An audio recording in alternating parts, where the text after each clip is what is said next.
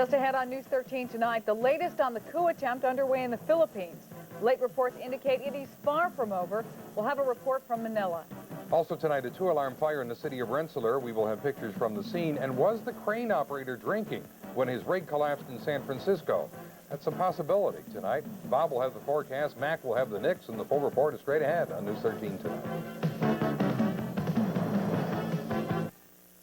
Now, from WNYT, news for the Capital Region.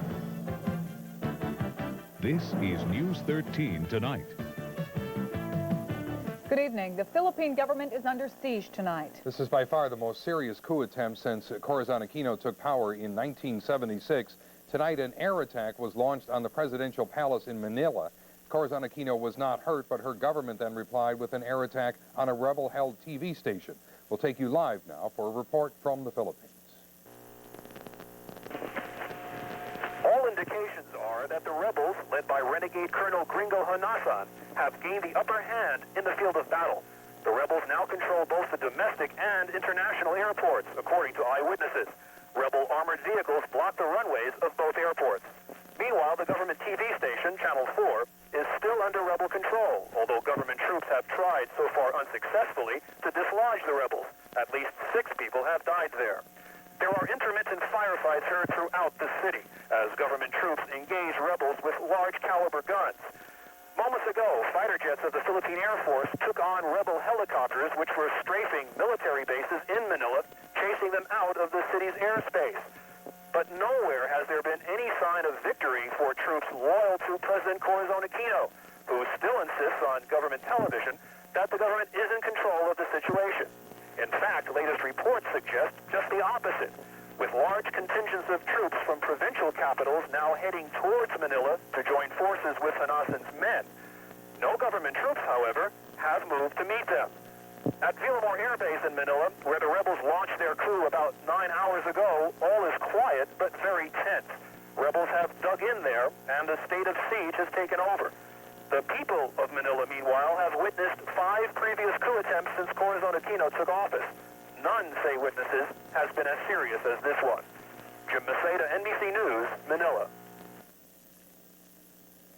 A family in Rensselaer is homeless tonight when fire swept through their home. That blaze broke out shortly after 9 at 1131 First Street. 2 of the 3 people living in the house were inside when the fire started, but all of them got out safely. For firefighters, it was a difficult fire because of the bitter cold. Yes, it obviously makes the equipment a lot more rigid. It also makes visibility a lot harder with the self-contained breathing apparatus. The lenses freeze. It makes footing a lot more treacherous in this type of cold weather. At this point, it is just too early to tell what caused the fire. Investigators say the home was destroyed. The family is spending the night with friends. Chris? It seems likely tonight that the 17-week-old telephone company strike will end next week. Union workers at New York Telephone are voting on a tentative contract agreement to end their strike. While there is no word on the final tally yet, union members we spoke to today seem pleased with the proposal. If it is approved by the union, the phone company workers could be back on the job next Monday. Experts say the average rapist may commit his crime more than 20 times before he's ever caught. And in New York, he'd spend on average just 3 years behind bars before going free. Chris Brunner reports that lawmakers want to change that. New York's legislature usually leads, but in finding ways to combat rape, they're behind. Connecticut, New Jersey, and Vermont have all instituted mandatory prison treatment programs for rapists. The chairman of the Senate Crime Committee says rehabilitation may be the only realistic approach. If you want to castrate the rapist, fine, but that's not going to happen. If you want to execute him, fine, but that's not going to happen. If you want to put him away for life, fine, I love that too, but that's not going to happen.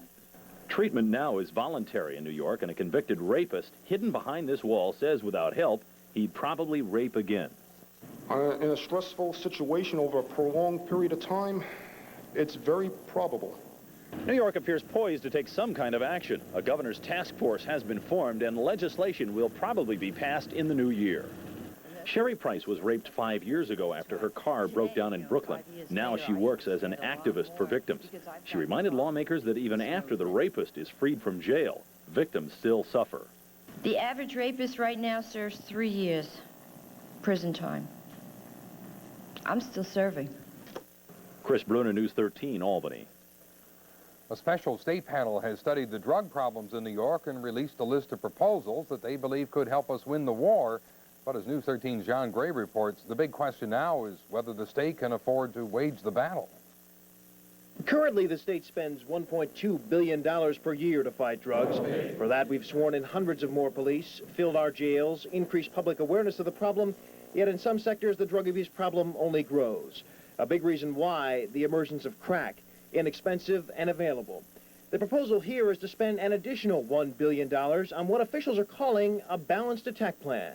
It doesn't make sense to recommend a tough drug testing policy, for example, for probationers or parolees, if there aren't enough treatment slots for those who test positive. The governor agrees with that thinking and points out the need to help families that lose a child to drugs. Children, just imagine one of them coming forward and saying, Mom, Pa, you know, falling in a heap and crying, saying, I don't know how I did it, but I'm stuck. I'm addicted. I need help. And then imagine looking at your bank book and your checkbook and saying, well, Jesus, we can't, it's going to be very expensive. And we got 4 other kids to take care of. We can't do it. We're sorry, sweetheart. We love you. We always will, but we can't help you. To give that help, this panel recommends 15,000 more beds for drug abusers, tougher penalties for drug use, like suspension of a driver's license, the hiring of judges and prosecutors, and more drug education in schools. Even all this won't turn the tide overnight, officials say, but they say it gives us a fighting chance of saving part of a generation that has been seduced by the money and addicted to the high that drugs bring. John Gray, News 13, Albany. Albany. Ahead on News 13 tonight, Bob will have details of the snow that landed in Albany earlier tonight and tell us if perhaps spring is right around the corner. But not everything's in Albany. Later on, the Navy still picking up the pieces. Another jet has gone down. News 13 tonight is sponsored in part by Midway Airlines. 400 flights a day to over 50 cities.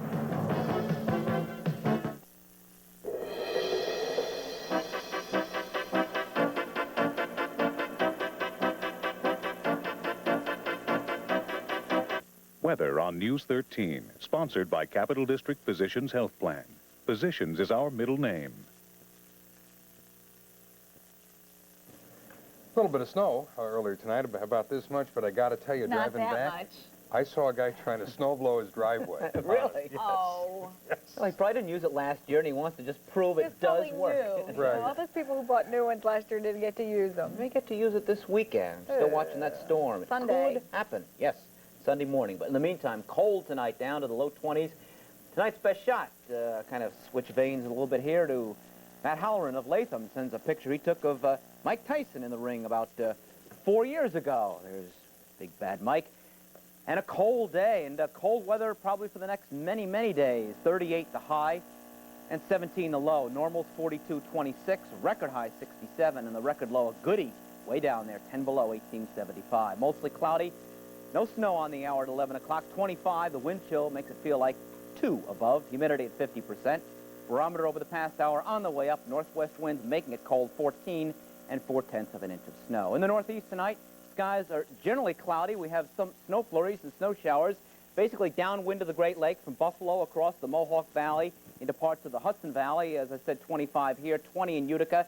Had about 3 inches of snow in parts of the Mohawk Valley around Rome, Utica area. Let's check radar from the airport. And most of the snow showers and snow flurries have either died out or too light to be seen on radar, but there is a persisting band of snow showers to the south of Albany, in the hill towns of Albany County, across Greene County and Schoharie County.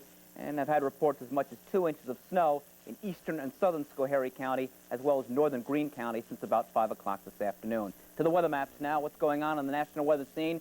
Storms swirling in eastern Canada, providing a west to northwest wind flow of cold air and snow squalls and snow showers across much of New York and northern Pennsylvania today.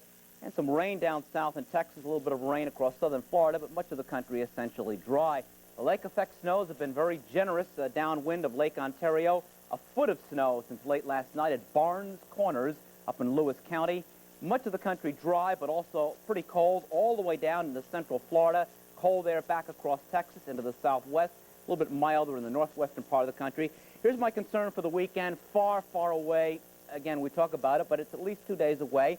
Several ingredients have to come into play. As the storm drops southeastward, there has to be a lot of developing energy over the Ohio Valley to deepen that storm. Computers say that will happen. It also says that as that storm reaches Ohio, a new storm will form somewhere south of New Jersey and threaten New Jersey, New England, and maybe us with snow, maybe a lot of snow Saturday night and Sunday, but again, that's a little bit early to tell. Let me change gears a little bit, take you out to Hawaii.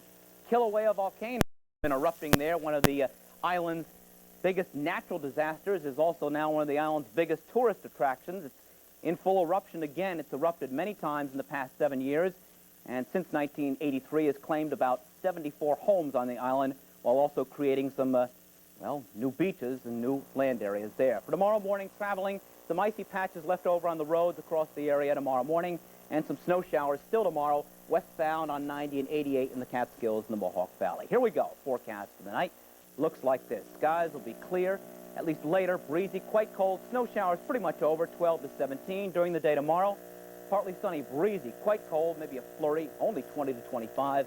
Then for tomorrow night, clear, less wind, very cold, 7 to 12. And for Saturday, sunshine, then clouds, cold, 25 to 30. Question mark, as we say, for Saturday night and Sunday, and we'll have a better look at that later on, and we'll even have the 5-day forecast for you later on in the show. Don't want to forget it, because people get mad if we don't show it. A guest appearance by Norm Sebastian, who's He's hiding off over in the there in the distance. corner. Playing with the computers over there. Is he working 6:30 tomorrow morning? No. Oh, he's He not. wouldn't be here if he was. Well, he might Arnie be. will be here. He might be. Thanks, Bob. Still to come, News 13 tonight. We will show you the crash of a Navy jet. And some new and very disturbing information about the San Francisco crane accident. If you are in your car and see news happening, call us on the 9X News 13 mobile line at Star TV 13.